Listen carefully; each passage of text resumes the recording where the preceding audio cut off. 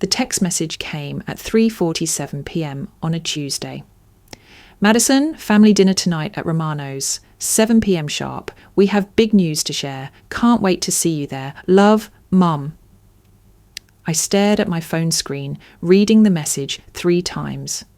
My adoptive mother, Patricia, rarely used exclamation marks, and she definitely never signed texts with "Love, Mom."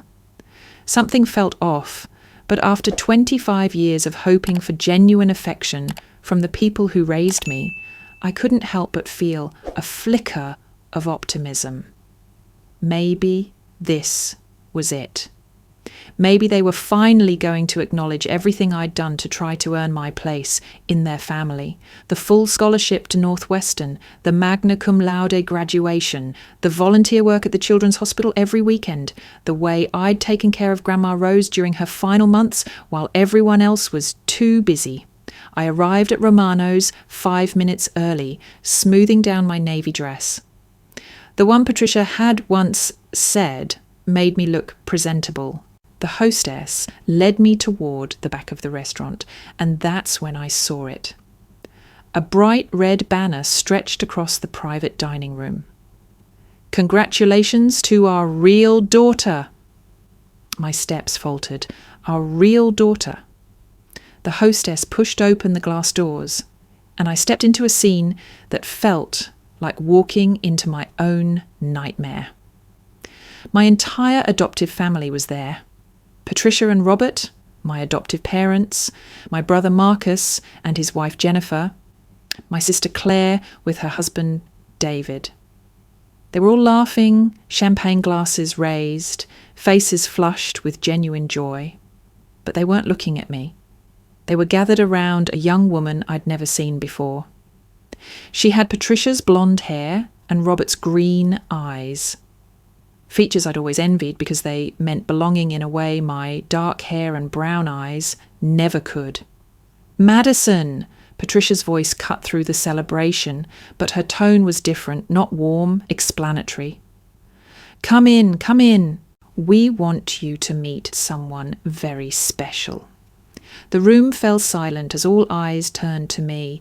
I stood frozen in the doorway, my purse clutched against my chest like armour. "Everyone," Patricia continued, her arm wrapped protectively around the blonde stranger, "this is our biological daughter, Emma. After 20 years of searching, we finally found her." The words hit me like physical blows. Our biological daughter, 20 years of searching, finally found her. "We finally have a reason to celebrate," Robert boomed, raising his glass higher. "Our family is complete now." Complete now. The implication was clear. It had never been complete with me. Emma stepped forward with a smile that belonged on magazine covers. "You must be Madison. Mom and Dad have told me so much about you. Thank you for taking care of them until I could come home." Taking care of them until I could come home, like I was a temporary placeholder. A babysitter who'd overstayed her welcome. I managed to nod, not trusting my voice. The family resumed their celebration as if nothing had happened. As if they hadn't just announced that everything I'd believed about my place in their lives was a lie. "Sit, sit," Patricia gestured to an empty chair at the far end of the table, noticeably separated from the main group clustered around Emma. "We have so much to catch up on." I walked to my assigned seat on wooden legs, each step echoing in my ears like a funeral march. The conversations flowed around me, but none of them included me. They were too busy learning about Emma's life, her job as a marketing executive in Seattle, her recent engagement, her plans to move back to Chicago to be closer to family. To be closer to family.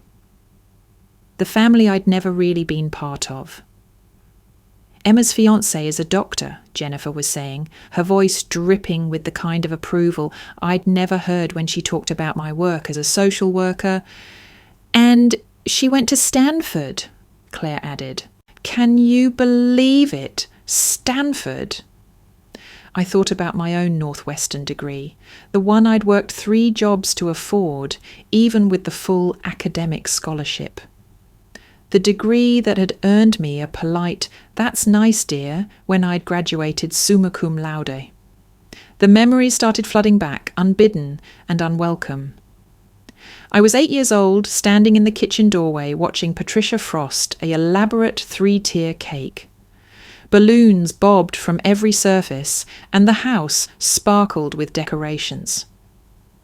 "Whose birthday is it?" I'd asked, confused. It wasn't my birthday, that was still 2 months away. Patricia had looked up, startled as if she'd forgotten I existed. "Oh, Madison, it's for Claire's School Achievement Award." I'd stood there in my 2 small pyjamas, watching my 7-year-old sister get a party that rivaled most weddings. While my own birthdays had always been marked with a store-bought cupcake and a gift card to Target, another memory surfaced. I was 12, burning with fever and barely able to stand. Patricia had looked at me with annoyance rather than concern. "I can't take you to the doctor today, Madison. Claire has soccer practice and Marcus has his piano recital rehearsal." I'd taken the city bus to the urgent care clinic by myself, using the emergency $20 bill I kept hidden in my jewellery box. The nurse had looked shocked when I'd walked in alone. "Where are your parents, sweetie?" "They're busy," I'd whispered, the lie tasting bitter on my tongue. The worst memory came when I was 16.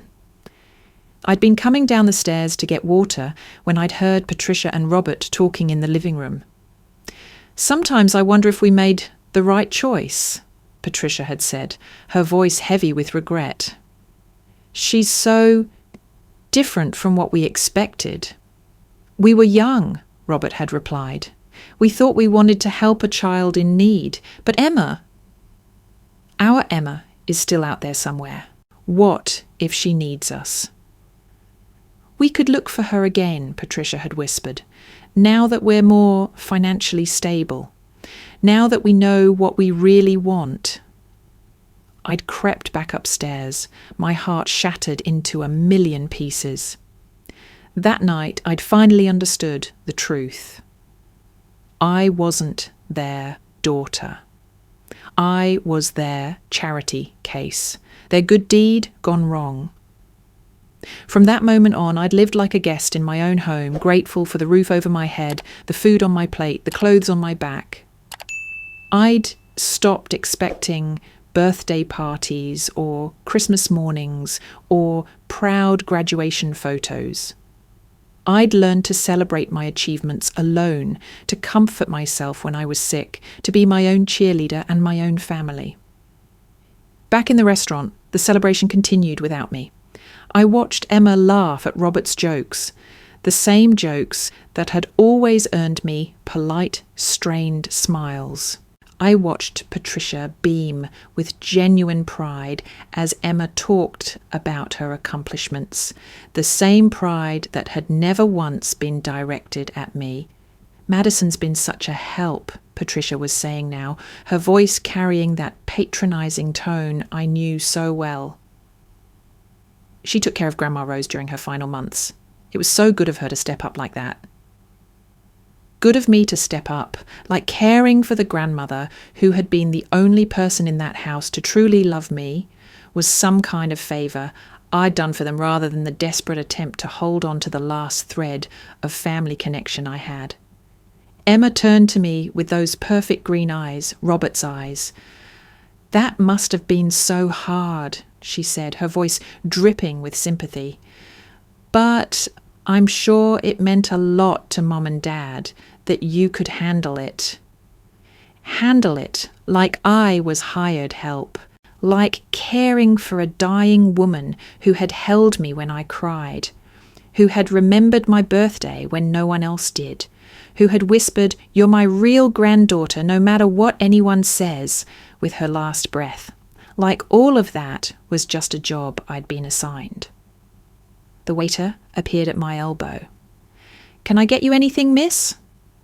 I looked up to find the entire table staring at me expectantly.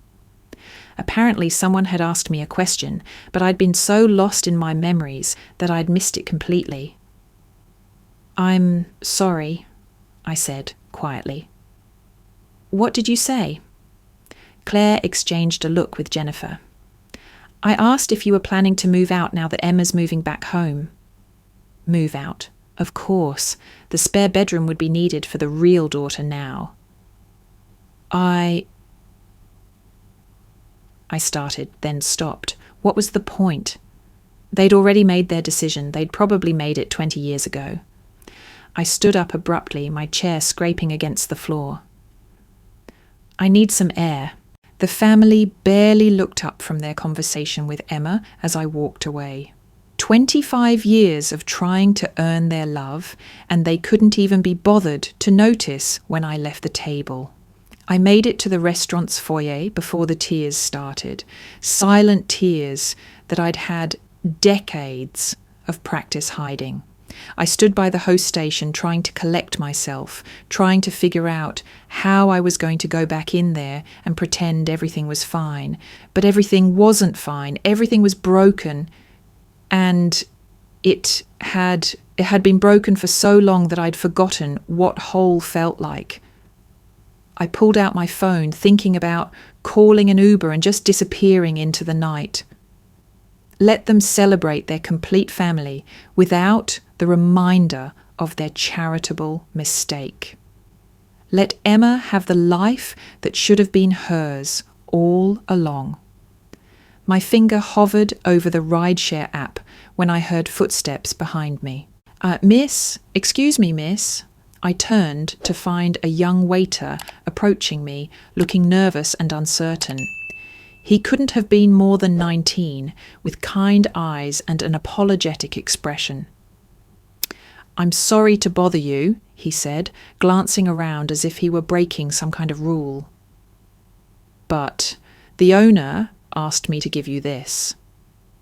He held out a folded piece of paper, expensive-looking cream stationery that felt substantial between my fingers.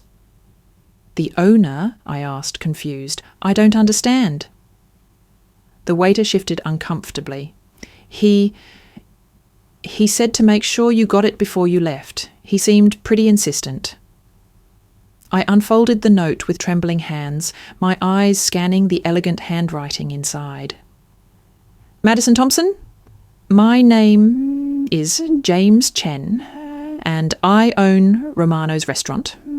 I believe I am your biological father. I have been searching for you for 25 years. Would you be willing to talk?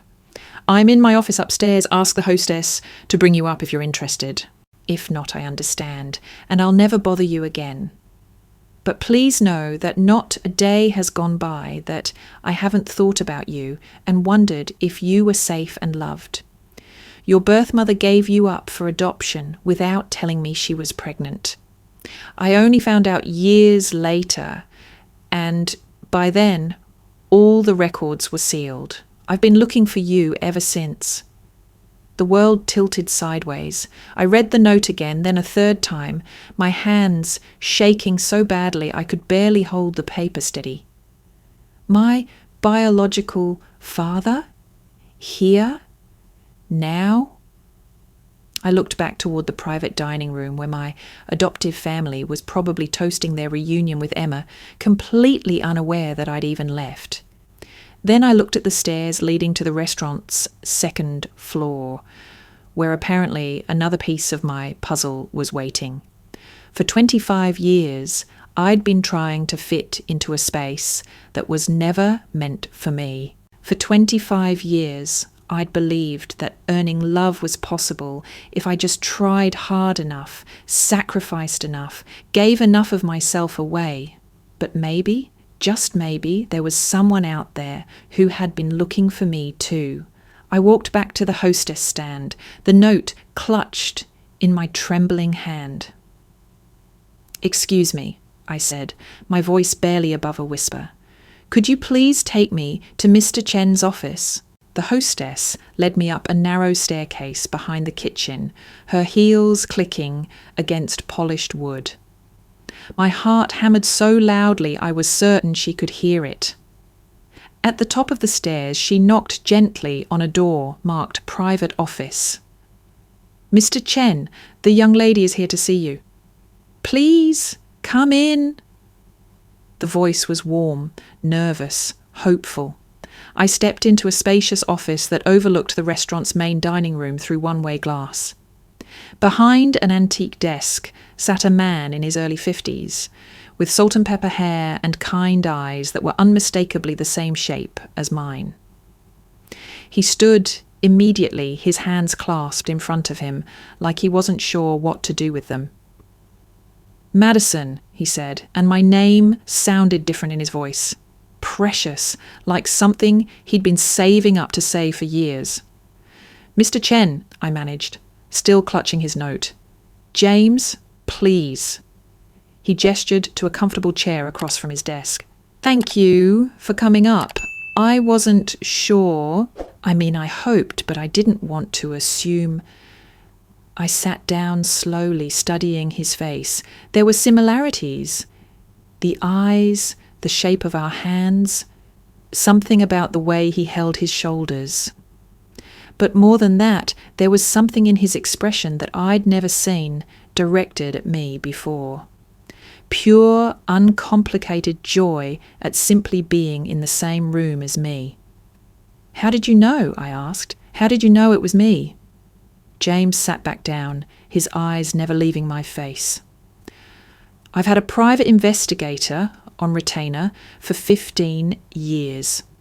Before that, I spent 10 years searching on my own. When the adoption records were finally opened to biological parents in Illinois, I got your adoptive parents' names. I've been keeping track, not in a creepy way," he added quickly, seeing my expression.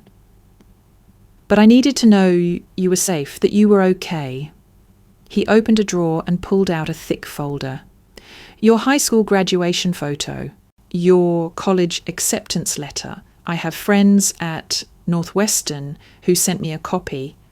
Your graduation announcement, the article about your volunteer work at Children's Memorial Hospital." I stared at the folder, overwhelmed. "You've been watching me for years." "I've been hoping," he corrected gently. "Hoping for the courage to reach out, hoping you'd want to know me, and hoping," his voice cracked slightly, "hoping that somehow you'd end up somewhere you were loved and cherished the way you deserved to be." The way I deserved to be. I looked down at my hands, thinking about the celebration happening one floor below. "I wasn't," I said quietly. "I know." His voice was heavy with pain. "I've seen how they treat you at family gatherings. I've had people keep an eye on things just to make sure you were safe. And what I saw," he shook his head, "you deserved so much better, Madison. Why didn't you reach out sooner?" James leaned forward, his expression earnest. "Because I was terrified. Your mother, your birth mother, Sarah, she told me she'd miscarried. We were young, barely out of college, and when she said she'd lost the baby, I was devastated, but also relieved.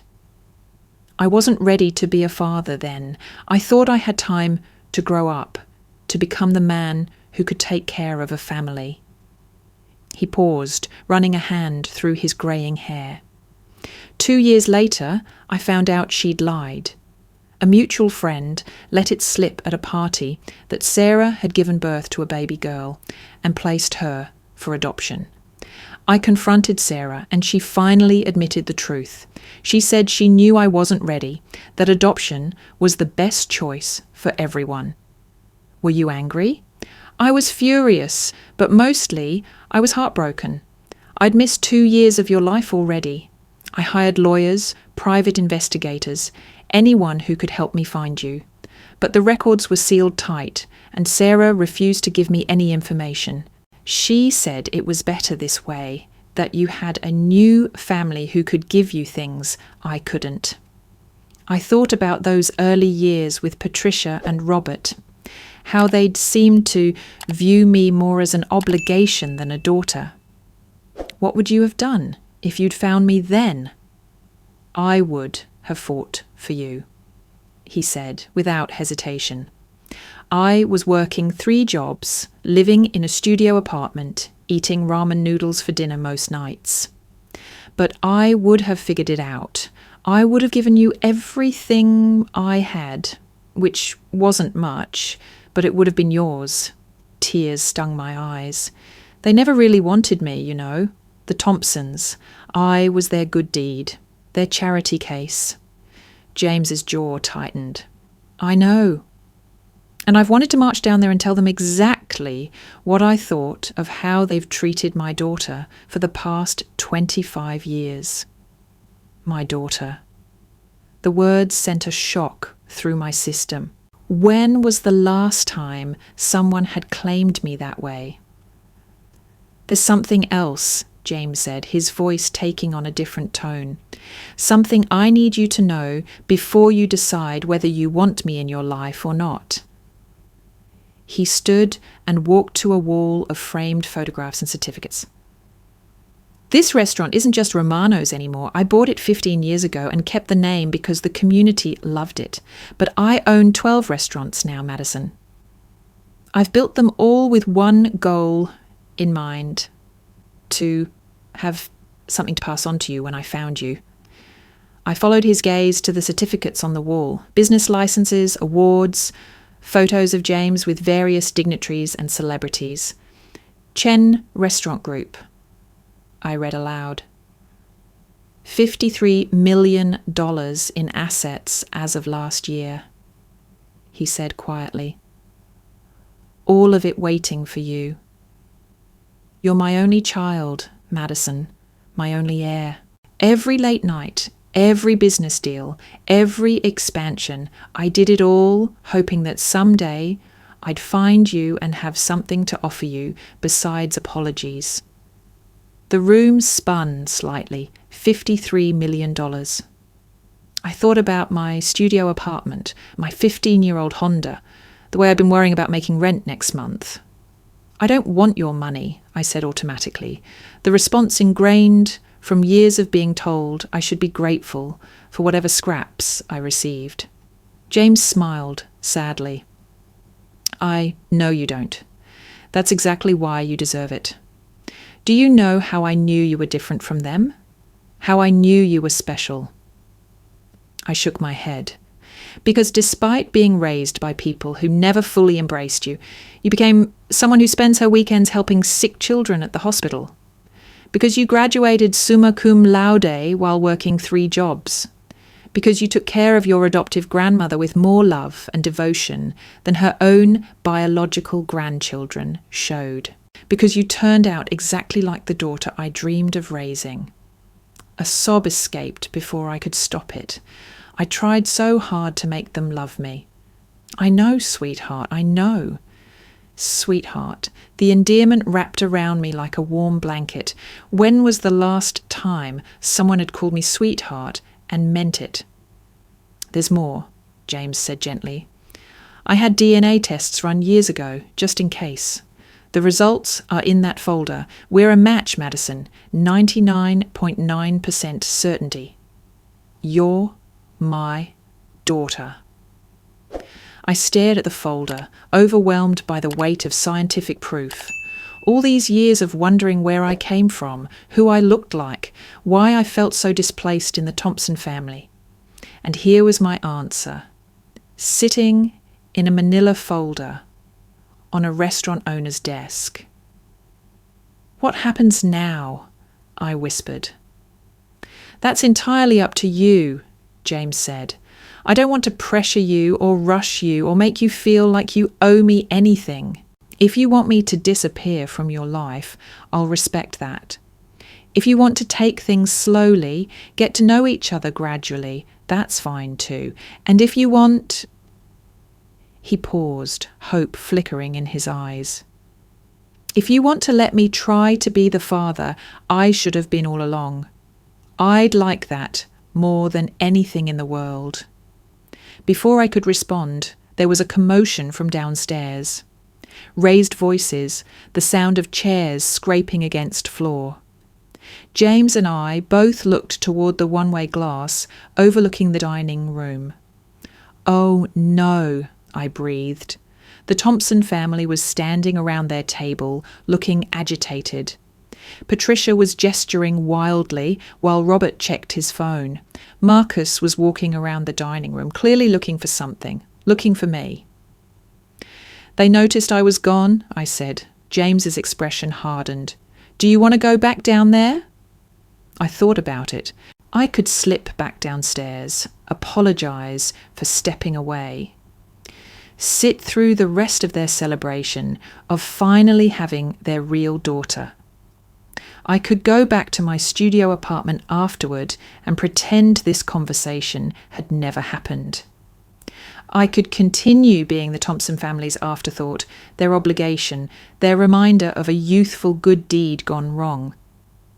Or, "No," I said firmly, "I don't want to go back down there." James nodded. "Then you don't have to. But they'll come looking for me eventually." Let them come. As if summoned by his words, footsteps echoed on the stairs. The hostess's voice carried up. "I'm sorry, but Mr. Chen is in a private meeting. He can't be disturbed." Patricia's voice, sharp and demanding. "That's my daughter up there. I need to speak with her immediately." My daughter. Now, suddenly, when she thought I might be somewhere she couldn't control me, I was her daughter. James stood, his posture straightening into something commanding and authoritative. "Stay here," he said to me. "Let me handle this." But I was already standing too. "No," I said, surprising myself with the strength in my voice. "I've spent 25 years letting other people handle things for me. I want to face this." James studied my face for a moment, then nodded. "Together then?" "Together." He walked to the door and opened it. "Mrs. Thompson," he said politely, "please come up. We need to talk." Patricia climbed the stairs, her face flushed with anger and confusion. Robert followed behind her, with Marcus bringing up the rear. Emma and the rest of the family had apparently stayed downstairs. "Madison," Patricia said immediately, "what on earth are you doing up here? We're in the middle of a family celebration." "I know exactly what kind of celebration you're having," I said quietly. James stepped forward. "Mrs. Thompson, my name is James Chen. I own this restaurant. I'm also Madison's biological father." The silence that followed was deafening. Patricia's mouth fell open while Robert took a step backward, as if he'd been physically pushed. "That's impossible," Patricia finally stammered. "Madison's birth parents. The records were sealed." "The records were unsealed 3 years ago for biological parents," James said calmly. "I've been looking for Madison for 25 years. Tonight, I finally found her." Marcus stepped forward, his expression skeptical. "How do we know you're telling the truth?" James handed him the DNA test results from the folder. 99.9% match. "Madison is my daughter." Patricia snatched the papers from Marcus, scanning them frantically. Her face grew paler with each line she read. "This doesn't change anything," she said desperately. "Madison is our daughter. We raised her. We're her family." "Are you?" James asked, and his voice had taken on an edge I hadn't heard before. "Because from what I've observed over the years, you've treated her more like an unwelcome houseguest than a beloved daughter." "How dare you?" Robert started. "How dare I?" James interrupted, his composure cracking. "How dare I care about the well-being of my child? How dare I notice when the people who were supposed to love her treat her like she's invisible? He turned to face them fully, and I saw the successful businessman he'd become, the authority he commanded. I know about the birthday parties she never got, the Christmas mornings where she was forgotten, the graduation you missed, the way you made her feel like a burden instead of a blessing. That's not true, Patricia protested weakly. Isn't it? I found my voice, stepping out from behind James. When was the last time you told me you were proud of me, Patricia? When was the last time you introduced me as your daughter without qualifying it somehow? Patricia's mouth opened and closed without sound. Tonight, I continued, my voice growing stronger, you celebrated finally having your real daughter. You put up a banner congratulating yourselves on your complete family. You asked me when I was planning to move out to make room for Emma. Did you think I wouldn't notice? Did you think those words wouldn't hurt? Madison, you're being dramatic, Marcus started. Dramatic? The word came out louder than I'd intended. I spent 25 years trying to earn your love. 25 years believing that if I just tried harder, sacrificed more, achieved more, you'd finally see me as worthy of being part of your family. And tonight you threw a party to celebrate the fact that you finally don't have to pretend anymore. Robert cleared his throat. Madison, we do love you. No, you don't. The words came out clear and final. You love the idea of being good people who helped a child in need. But you never loved me, not really. Not the way parents love their children. James placed a gentle hand on my shoulder, and I felt strength flow from his touch. What do you want from us? Patricia asked, tears starting to form in her eyes. Nothing, I said simply. I don't want anything from you anymore. The truth of those words settled over me like a weight being lifted. I didn't want their approval anymore. I didn't want their love anymore. I didn't want to spend another day trying to fit into a space that had never been meant for me. Madison, Robert said, his voice taking on a pleading tone I'd never heard before. You can't just throw away 25 years of family. You're right, I agreed. I can't throw away 25 years of family, but that's because we were never a family to begin with. I turned to James, seeing understanding and support in his eyes. I'd like to get to know you, I said to him, if the offer still stands. It stands, he said softly. It will always stand. Patricia stepped forward desperately. Madison, please don't do anything hasty. This man is a stranger. We're the ones who raised you. You housed me, I corrected. You fed me and clothed me and sent me to school, and I'm grateful for those things, but you didn't raise me to be your daughter. You raised me to be your charity project.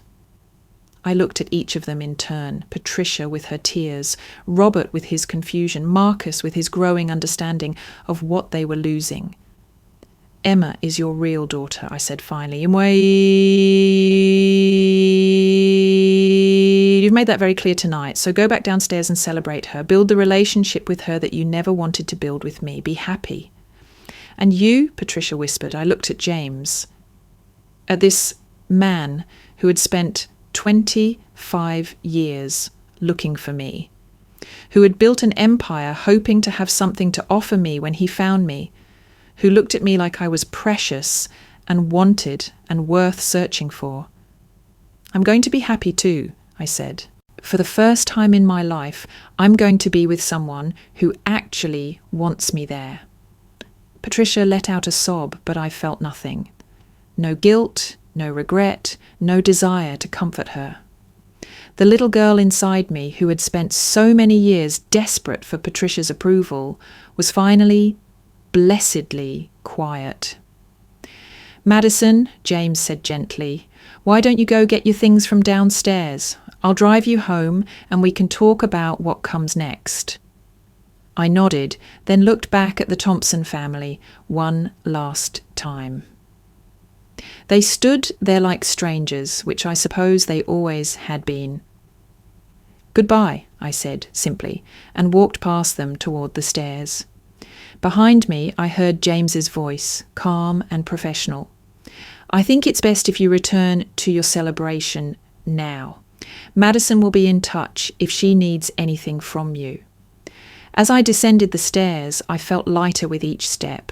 The celebration in the private dining room was still going on, Emma's laughter ringing through the restaurant like music. She belonged there in a way I never had. She fit. And for the first time in my life, I was walking toward a place where I might fit too. The hostess smiled at me sympathetically as I passed. "Everything okay, miss?" "Yes," I said, and realized I meant it. Everything's going to be okay. I walked out of Romano's restaurant and into the Chicago evening, leaving behind 25 years of trying to be someone else's daughter, ready to discover what it meant to be my own.